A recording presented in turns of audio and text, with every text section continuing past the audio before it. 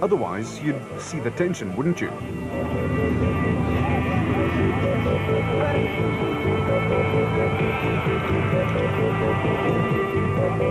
Go! And finally, just after a fine dawn, the big Ford Ranger SP hit the road. Ahead, 460 energy-sapping car-braking Ks through the dense Botswana bush. Hutchison was just 1 second behind. The Harpers, Comrades marathon runner Nick and his son Ryan were 54 seconds behind and got off to a quick start. And the paddock at Game City in Gaborone was a sea of early morning activity. Go! The Superpave Chenoweth of the Walks was in good voice as it left the line in 4th place and then opened up the taps.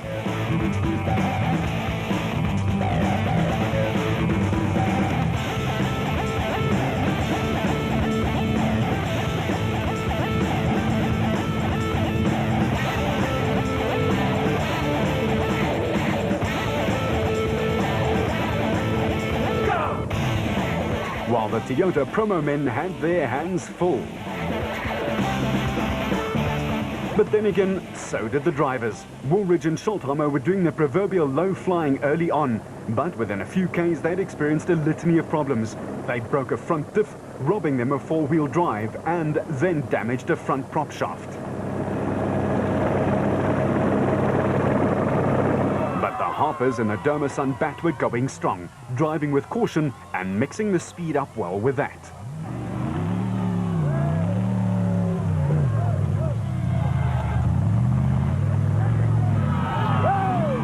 Gary Bertolt and Henry Costain started off in 6th place in the Atlas Copco Bat, and they were letting it all hang out, while Hutchison and Bergman were also well up the batting order.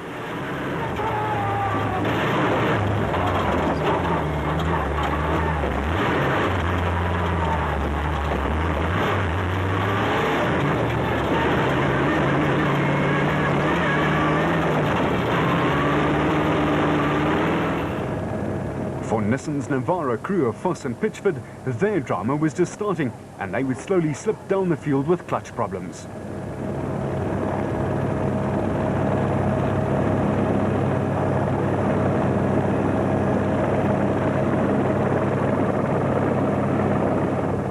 The Superpave boys, Robert and Gareth Walk, would have the same fate when 30 minutes into the stage, they drove into a hole, bent a front arm, and broke a rim. This took them some time to repair and relegated them to 25th spot. Nardus Alberts and his co-driver Colin Hunter in the Rapsa Bat had started off in 7th place, and they were scaring some of the bigger factory team outfits to death.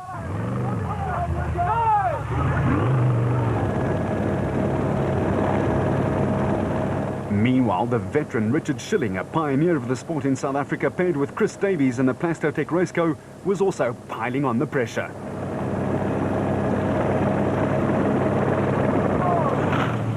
The Screaming Green Gondwana Steel and Construction special vehicle of Colin Matthews and Jannie Erasmus was also eating up the Botswana turf, and that Audi machine was sounding happy to do more of it. They say when the going gets tough, the tough get going. Well, Brandon Harkis fits the description perfectly. Racing solo, he was up from 10th place and going well. But one of the biggest movers of the day was Mark Tronier, who'd hauled from 14th place right into the top 10. And there was still a lot more left. In the other Ford, Gurney and Steinbach were nailing cars left, right and centre.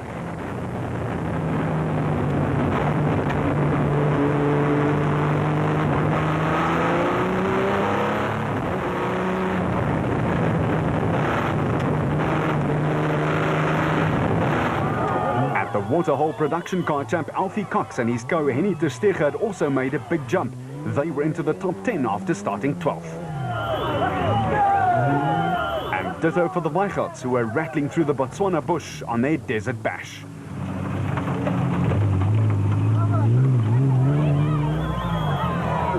Jan and Hendrik Kraai in the Keymax property bat was second in Class B on the points log, but here they did not distinguish themselves.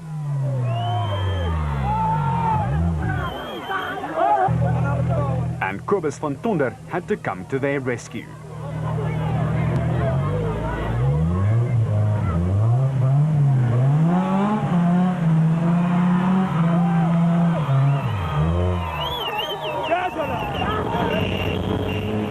Team Castrol Toyota's Bevan Bertolt and Robin Houghton had some trouble in passing, and their screamer was working overtime.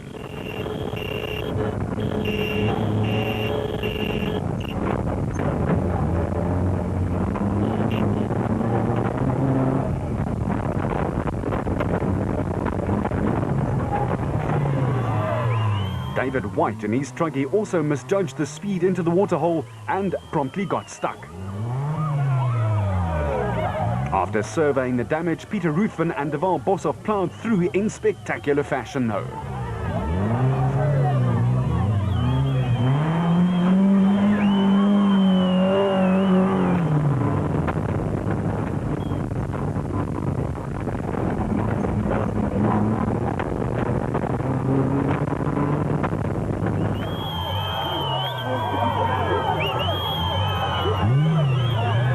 Bertolt and Houghton played the Good Samaritan this time and hauled White out of harm's way.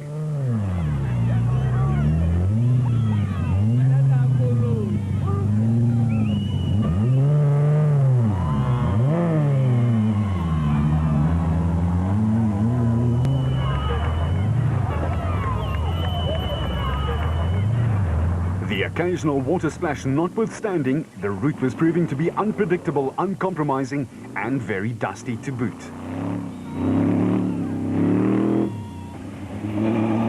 Woolridge and Schultheimer were still battling on, but they'd lost a fistful of places. They lost some time trying to prepare their loss of four-wheel drive, but it was all to no avail. The prologue winners would slump to 43rd place. On the other end of that scale, Grobler and Jordan were jetting up the order. They were 16th after the time trial after being off the pace, but on day 2, they were setting it, even if they got lost in the process.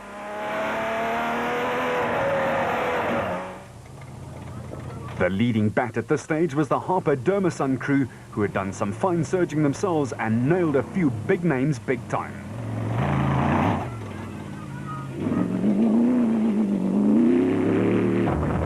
While Gurney and Steinbank were flying the forward flag high. They were up from 11th to 8th place and still climbing, thank you very much.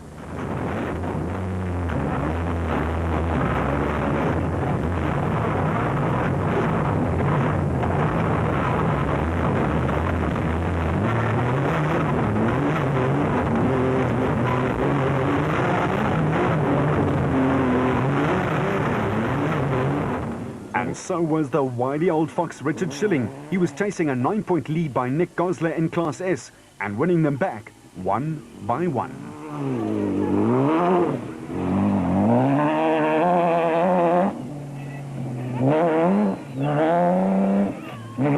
Naim Musaji had Raoun Badiana in the car for company, and they were also doing a fine job of holding station. They had a flat after 130 Ks but repaired it fairly briefly. Still, the jury was out. Did the route suit the special cars or the production cars?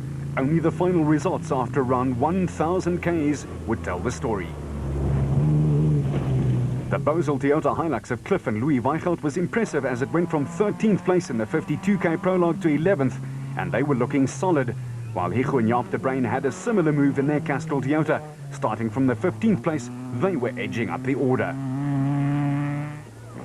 Mark Corbett, running in Class D, and his nav Joan Moore in the Century Property Development's Nissan Hardbody, had just one idea in mind: keep it on the road and go as fast as it takes to do that. As for Schroeder and Huxtable, they wrong-slotted a few times, but try as they might, they could not pass Corbett ahead of them. Matthews and Erasmus were holding their own among some of the biggest names in the sport in Southern Africa, with an aggressive Hutchison right on their tail.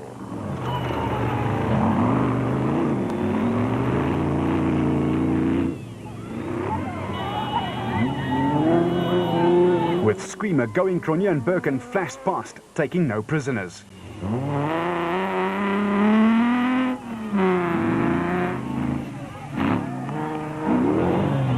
And Mr. Consistency Terence Marsh was doing the same old thing, being consistent.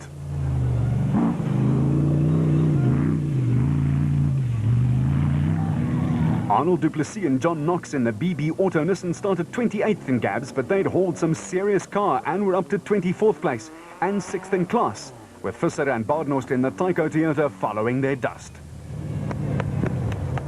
At the designated service point, it was Gary Bertolt and Henry Kirstein who got there first, on their way to clocking the fastest time of the day. And the Atlas Copco boys went to work.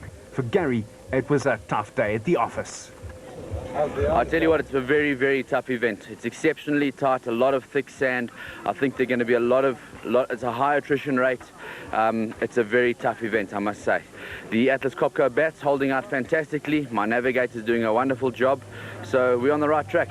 And so were Hannes Grobler and Francois Jordan. Starting 16th, they did some serious catching and finished second fastest on the stretch. The proudly South African Nissan Navara was once again proving its workhorse-like dedication to the task, and while the bat left, Grobler contemplated.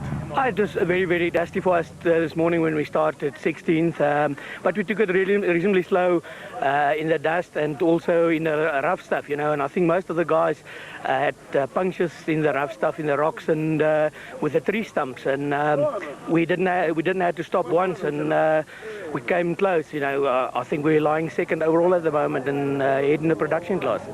And he was thinking correctly, and judging by the damage to this Harper tyre, the terrain was exacting its revenge.